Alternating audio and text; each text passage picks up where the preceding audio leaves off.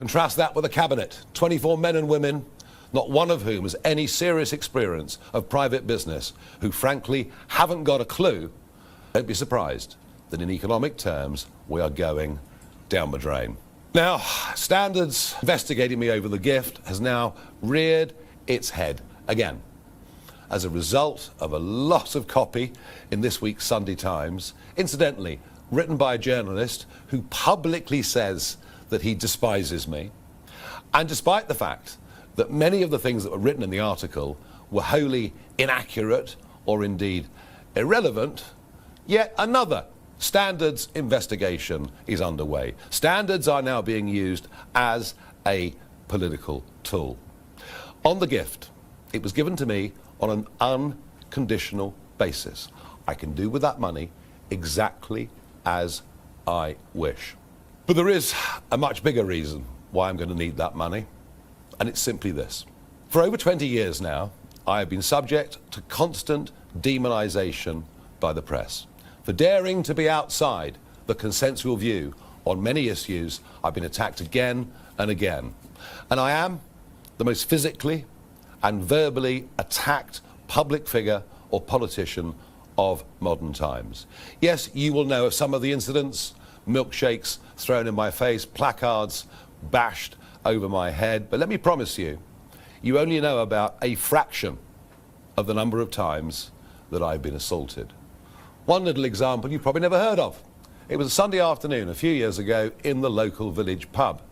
In come the mob, about 50 of them. We decided the safest thing to do was as quickly as possible to get into the car and to drive away. But the mob surrounded the car, banging on the bonnet and the windscreen, kicking the side of the doors. It was a genuinely dangerous and terrifying situation to be in. The car was written off. I didn't even bother with an insurance claim and did everything I could not to make it public.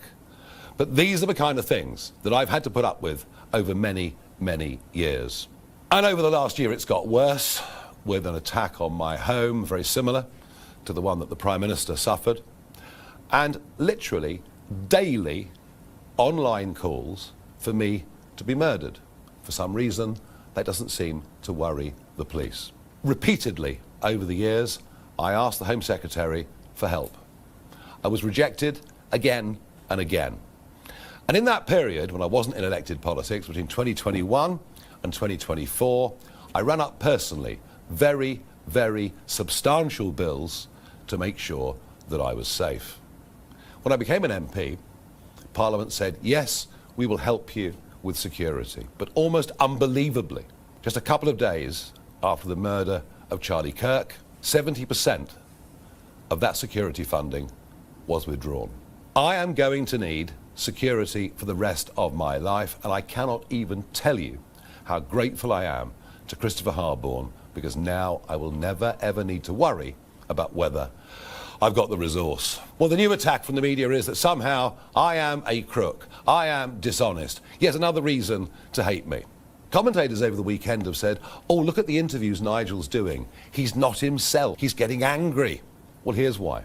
For some reason last week, the editor of the Times newspaper decided to publish a picture of where my daughter lives. There is no public interest in my daughter whatsoever. She is not involved in current affairs, doesn't seek to be involved in current affairs, and has never been used by me once at any point in my political career. No photographs on election addresses or anything like that. I've always done my absolute best to protect the privacy and safety of my family.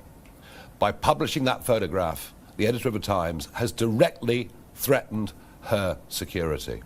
I wonder what happened to the Leveson inquiry of years ago, an inquiry that sought to bring better balance between what the press could do and families of those in public life. Worse still, she now has broadcasters haranguing her.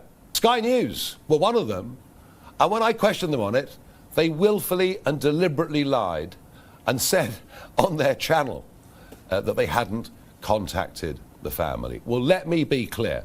I will not tolerate intimidation of my family. I will not tolerate the location of where they live being revealed. I will not tolerate any of my family being endangered because of what I choose to do in public life.